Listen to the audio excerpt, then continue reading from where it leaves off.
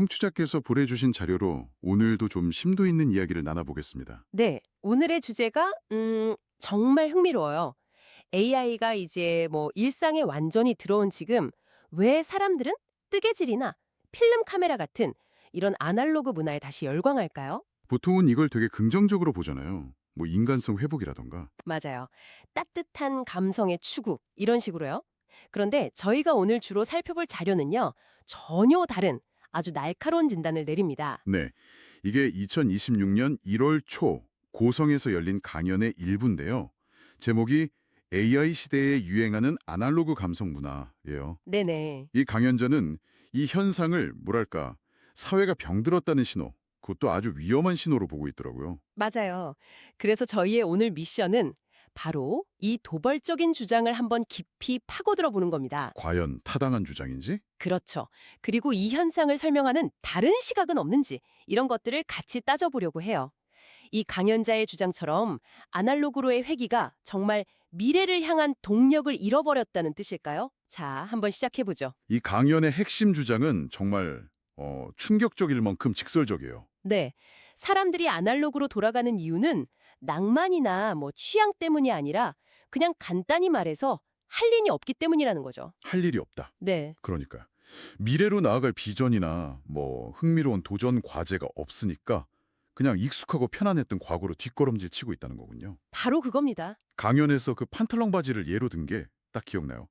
뭘 해야 될지 깜깜하니까 판탈롱으로 다시 가는 거다. 이렇게요. 맞아요. 이건 단순한 복고 유행이 아니라 사회 전체의 방향상실을 보여주는 징후다. 뭐 이런 말이네요. 그렇죠. 개인의 어떤 심리적인 문제를 넘어서서 사회 전체의 병리 현상으로 확대해서 해석하는 굉장히 거시적인 진단인 거예요. 그런데 이 주장이 흥미로운 건 아날로그 활동이 주는 긍정적인 심리 효과에 대한 뭐 최근 연구들이랑은 완전 반대된다는 점이에요. 아, 어떤 연구들 말씀이시죠? 예를 들어서 그 서울대 심리학과 연구팀이 발표한 논문이 있었거든요. 네네. 뜨개질이나 목공예처럼 손을 쓰는 수작업이 이 디지털 자극으로 인한 스트레스나 불안감을 확 낮춰준다는 결과를 보여줬어요. 아, 오히려 정신 건강에 도움이 된다? 그렇죠. 이건 뭐 할 일이 없어서 하는 소일거리가 아니라 정신적인 균형을 잡기 위한 적극적인 치유행위라는 해석인 거죠. 그렇군요. 그러니까 강연자는 이 부분을 완전히 놓치고 있는 셈이네요. 한쪽에서는 정체와 퇴보의 상징이라고 보고 다른 한쪽에서는 필수적인 정신건강 활동이라고 보고 와 관점이 정말 극과 극인데요. 바로 그 지점이 이 주제를 더 깊이 파고들게 만드는 매력인 것 같아요. 강연자가 자기 주장을 뒷받침하려고 쓴 비유가 또 아주 인상적이었어요. 아, 달고나 이야기. 네, 바로 그 달고나 이야기요. 그 비유는 정말 날카롭죠. 그 사람의 논리를 아주 명확하게 보여주는 예시예요. 맞아요. 논리가 이렇잖아요. 달고나는 설탕이 귀했던 시절의 간식인데 네, 지금은 오히려 당뇨를 걱정할 만큼 당분이 넘쳐나는 시대다. 그렇죠. 좋은 설탕도 있고 몸에 좋은 당분도 얼마나 많은데 굳이 비효율적이고 건강에도 안 좋은 과거 방식으로 돌아가냐는 거예요. 어리석음을 지적하는 거죠. 그 비유 자체는 사실 굉장히 강력해요. 기술적으로나 영양학적으로 더 나은 대안이 있는데도 과거의 결핍을 감성이라는 이름으로 소비하는 현상, 그걸 정확히 꼬집으니까요. 달고나 하나에 이렇게 다른 의미를 부여할 수 있다니 결국 우리가 그 행위에 어떤 가치를 두느냐에 따라 평가가 완전히 달라지는 거네요. 맞습니다. 그리고 이 강연자는 자신의 이 날카로운 비편의 칼날을 현대의 아날로그 취미, 특히 뜨개질로 직접 가져옵니다. 네, 이 부분이 아마 듣는 분에 따라 가장 좀 불편하게 느껴질 수 있는 대목일 것 같아요. 어조가 굉장히 강하고 단정적이죠. 네. 그는 이렇게 말해요. 뭐 챗 GPT나 제미나이 같은 AI 덕분에 우리는 이제 앉아서 천리를 보고 서서 만리를 볼 수 있는 시대에 살고 있다. 인류 역사상 가장 강력한 도구를 손에 쥐었다. 그렇죠. 그런데 왜 그 귀한 시간에 뜨개질 같은 단순 반복 작업을 하냐는 겁니다. 심지어 그런 짓은 안 돼요. 그런 사람은 그냥 뒤처지게 놔둬 라고까지 말하죠. 그 발언은 뜨개질이라는 취미 자체를 폄하하는 것처럼 들려서 반발을 사기 쉽죠. 네, 저도 좀 그렇게 들렸어요. 하지만 그의 논리 속에서 보면 이건 인간의 잠재력에 대한 어떤 안타까움의 표현으로 읽어야 해요. 안타까움이요? 네. 그의 시각에서 현 시대의 인간의 사명은 AI라는 도구를 활용해서 세상을 탐구하고 인류의 지평을 넓히는 건데 아, 그 무한한 가능성을 외면하고 그냥 코앞의 단순 작업에만 몰두하는 건 시대적 사명을 방해하는 행위다. 이렇게 보는 거죠. 하지만 아까 말씀해주신 그 심리학 연구를 생각하면 그건 너무 편협한 시각 아닐까요? 그렇죠.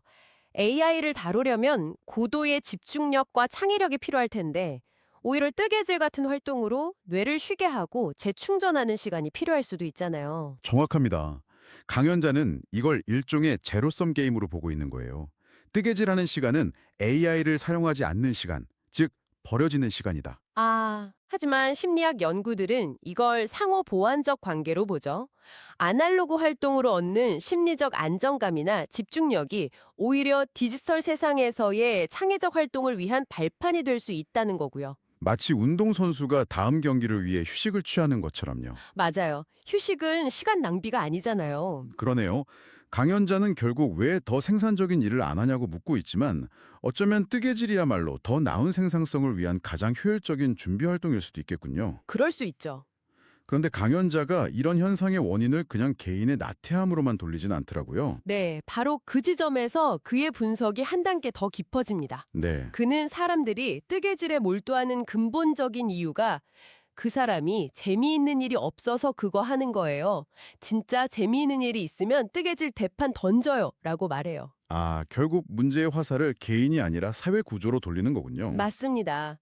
사회가 젊은이들에게 더 재미있고 보람 있는 일을 제공하지 못하니까 그 공허함을 채우려고 아날로그 취미로 도피하고 있다는 분석이죠. 그렇죠. AI 시대가 열렸다고 말은 하지만 정작 대부분의 사람들은 AI를 활용해서 세상을 바꿀 만한 그런 원대한 프로젝트에 참여할 기회조차 없죠. 오히려 내 일자리가 없어질까 봐 불안해하는 게 현실이고요. 맞아요. 이런 상황에서 왜 AI로 위대한 일을 안 하고 뜨개질이나 하냐는 비판은 좀 공허하게 들릴 수밖에 없는 거예요. 강연자도 이 점을 알고 이제 문제의 해결책을 제시하기 시작합니다. 좋습니다. 이렇게 신랄한 비판을 했다면 그가 내놓는 해법이 뭔지 정말 궁금한데요. 네, 당연하죠.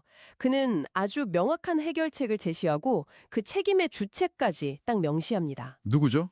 바로 사회 지도층. 그가 말하는 우리 지식인과 부모 세대의 역할이죠. 그들의 역할이 구체적으로 뭔가요?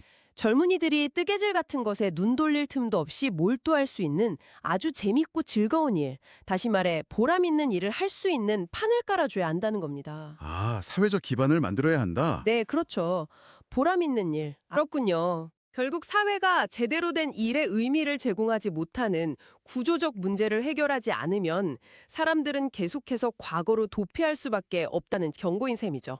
그리고 강연 마지막에는 아주 대담한 선언까지 하잖아요. 맞아요. 앞으로 3년만 노력하면 젊은이들이 하고 싶은 걸 뭐든지 할 수 있는 환경을 만들어주겠다고 하면서 자기 지지자들한테 함께 노력하자고 촉구하죠. 네, 문제 진단과 비판을 넘어서 구체적인 비전과 행동을 촉구하는 굉장히 정치적인 메시지로 마무리가 돼요.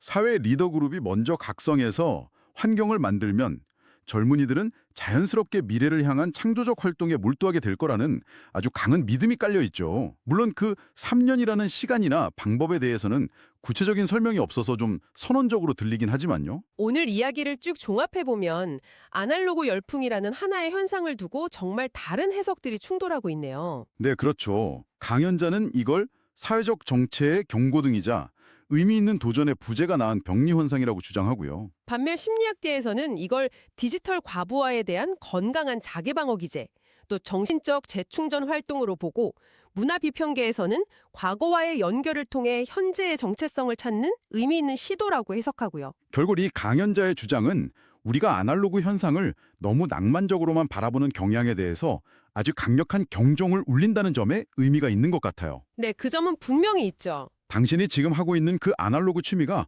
혹시 더 큰 도전을 회피하기 위한 도피처는 아닌가 하고 전곡을 찌르는 질문을 던지는 거죠. 맞아요. 그의 주장이 지나치게 극단적이고 아날로그 활동의 긍정적인 측면을 무시하는 오류를 범하고 있긴 하지만 그의 문제의식 자체는 우리가 곱씹어 볼 필요가 있어요. 어떤 부분일까요? 우리 사회가 과연 젊은 세대에게 AI 시대에 걸맞은 충분한 기회와 보람 있는 일을 제공하고 있는가? 이 질문에 자신 있게 그렇다고 답하기는 좀 어렵잖아요. 그렇네요. 이 강연은 결국 청취자 여러분 각자에게 이런 질문을 던지는 것 같습니다. 지금 여러분이 느끼는 아날로그에 대한 끌림은 어디에서 오는 걸까요? 인간적인 연결과 손맛에 대한 순수한 갈망인가요? 아니면 이 강연자의 주장처럼 우리의 초고속 디지털 세상이 정작 채워주지 못하는 성취감과 목적의식에 대한 깊은 갈증의 표현일까요? 어쩌면 그 둘은 분리된 게 아닐지도 모르죠.